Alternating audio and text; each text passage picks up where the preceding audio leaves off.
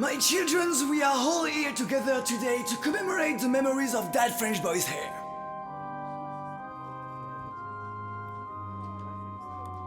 In an heroic attempt at facing his fear of balding, his fear of losing his hair, he decided to get a buzz cut. He decided to stop using his long hair to live in denial and hide the truth. That's very true. But at what cost?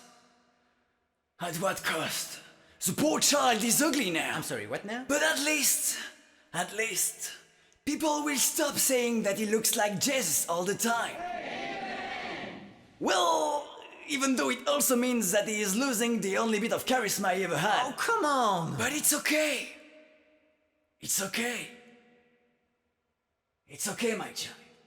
Because by the age of 35, 60% of men will have experienced some degree of hair loss. Ah, see? I'm not the only one in that case. Two things. You are only 26, and that also means that you're nothing special.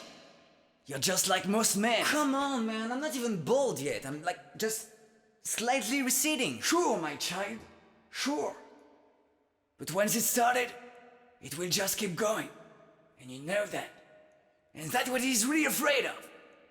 The thought of being bald in like 10 years from now is what is really freaking him out. Why are you even talking like that? What, do you think you're like my wise dad or something? What now? I'm just glad you mentioned your dad. He's 56 and has a better hairline than you. How do you feel about that? Oh, that's not fair. But let's talk about what he is really afraid of. With the loss of his hairs, he thinks that maybe he might lose his very own identity.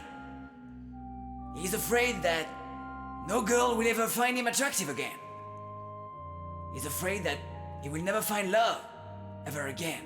Okay, is that it now? Okay, let's be real. He's just afraid that no girl will ever want to suck his dick again. Son of a bitch!